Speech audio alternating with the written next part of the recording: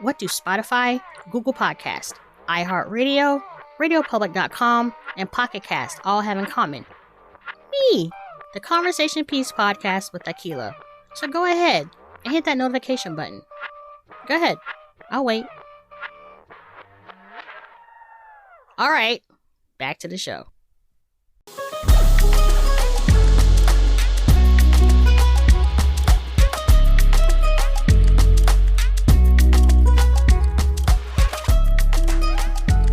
Hello, and welcome back to The Conversation Piece with your host, Aquila.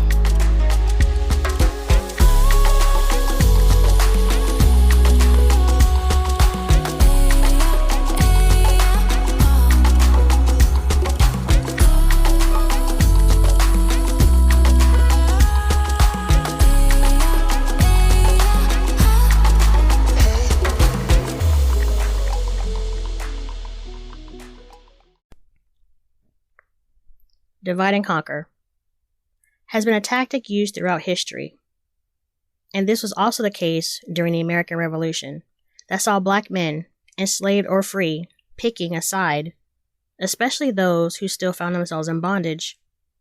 Do they fight with the patriots who promised them freedom, or do they join the British who were also promising freedom but had a much larger army? This is the story of a black loyalist leader known as Colonel Ty. Colonel Ty was a title of honorifics, not an official one. Born into bondage as Titus, he was the property of New Jersey Quaker John Corliss, who was known to be a harsh master. So, it's no surprise that Titus escaped. Instead of heading north, he headed south to Virginia, which was being governed by a British man by the name of Lord Dunmore. Lord Dunmore is controversial for floating the idea that any enslaved person who fought for the crown would be emancipated.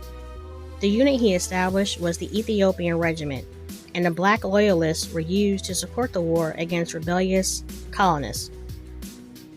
Colonel Ty's raid was feared by most of the Patriot Army. Titus would not see upfront battle action. The British utilized his knowledge of New Jersey to their advantage. They wanted that territory, but it was situated between British-occupied New York and Patriot territory of Philadelphia. Ty led many raids and was known and respected as a capable leader, but one would prove fatal. The attack on Colt's Neck, the home of one Captain Joshua Jack Huddy, saw Huddy's defending his home from the Loyalists until they set his house on fire. Ty and his unit gathered up the prisoners and boarded a boat on the Shrewsbury River for their journey back to Sandy Hook. A local militia fired on the boat, causing confusion. In the hysteria, Huddy dove into the water and swam ashore. His only injury was a shot in the thigh. Colonel Ty was shot in the wrist. This would prove fatal, as the wound grew infected with tetanus. Colonel Ty would succumb to his injuries a few days later. This left a vacuum of leadership with the black loyalists.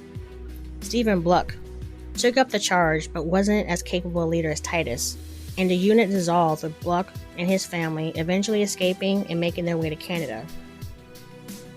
Crispus Attucks, Salem Poor, Colonel Ty, James Armistead Lafayette, Peter Salem, and the countless thousands of other black men who proved their patriotism and heroism, not only as men, but cemented their legacy despite what some thought was their inferior station in life. There are so many stories of black men risking their lives and dying for a country that debated not only their personhood, but should they be fighting and enlisting in the armed forces to begin with. Their stories illustrate that a person's path to liberation sometimes means you have to fight against the country in which you reside, even if you want your freedom.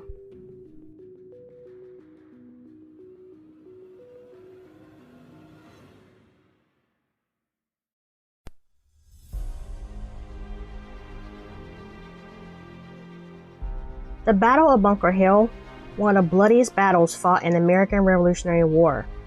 The irony is it was not fought on a hill at all, and even though the British won, it was Peter Salem, an enslaved man, who earned his freedom that is known as one of its heroes. Peter Salem was born in Massachusetts on October 1st, 1750. 25 years later, he would find himself enlisting in the Revolutionary Army as a Black Minuteman. Other Black Minutemen included Titus Coburn, Seymour Burr, and Salem Poor, who Peter Salem is often confused with. The confusion is over the fatal shot delivered to British Major John Pitcairn. Either way, the incident was a major turning point in the war, even though the Battle of Bunker Hill eventually was won by the British. Peter Salem fought in the New York Campaign, Battle of Harlem Heights, Battle of Trenton, Battle of Saratoga, Battle of Monmouth, and Stony Point. He would eventually stop fighting on March 1st, 1780. Peter is immortalized in John Trumbull's famous painting of the Battle of Bunker Hill. The painting hangs in the Museum of Fine Arts in Boston. In 1909, his home in Leicester was made into a historical monument. Peter Salem passed away on August 16, 1816, at the age of 66. In 1882, a monument was made in honor of his service in the Revolutionary War.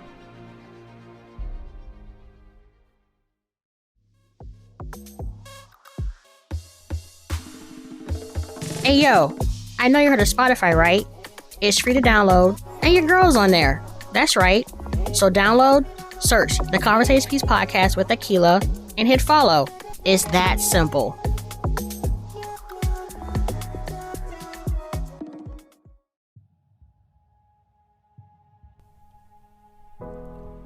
The Black men who fought in the Revolutionary War seem to have a common thread: born an enslaved person only to transcend to a hero. And without their heroism, America might have become a completely different country than the one we have today. Another brave soul in the American Revolutionary War was Salem Poor, often confused with Peter Salem, another hero who fought for the Patriot Army. Poor was born in Andover, Massachusetts, as an enslaved person on a farm owned by John and Rebecca Poor. But Salem was able to purchase his freedom in 1769 for 27 pounds, or in today's value, about $5,600. Back then, that was a year's salary. He fell in love with Nancy Parker, a free mulatto woman who was a maidservant to Captain James Parker. In 1771, they married and had a son, Jonas. When a shot heard around the world was fired, Poor would enlist in the army and join the Massachusetts Minutemen, commanded by Captain James Fry. Minutemen were known for being battle-ready at a moment's notice, and it was at the Battle of Bunker Hill that Poor made his mark. Poor is credited with killing Colonel Abercrombie, in addition to numerous other British soldiers. This incident is captured in a famous painting by John Trumbull's Battle at Bunker Hill, in which British General Joseph Warren is fatally shot and Abercrombie is lying dead at his feet. This got the attention of several Minutemen, and a colonel wrote on Poor's behalf, stating, quote, "We declare that a Negro man called Salem Poor, of Colonel Fry's regiment, Captain Ames' company, in the late Battle of Charleston, behaved like an experienced officer, as well as an excellent officer. To set forth particulars of his conduct would be tedious. We only beg leave to say in a person of this Negro centers a brave and gallant soldier." Poor served in several other battles: Saratoga, Monmouth, Valley Forge. Ever the restless spirit, he also married at least 4 times. 1793 would find him destitute, and he did a brief stint in jail for breach of peace. In 1802, he passed away at the age of 55 and was laid to rest at Copp's Hill Burial Ground near Boston. In 1975, March 25th, a 10-cent postage stamp bared his image. It was part of the Postal Service Revolutionary War's Bicentennial series. It read, "Salem Poor, Gallant Soldier."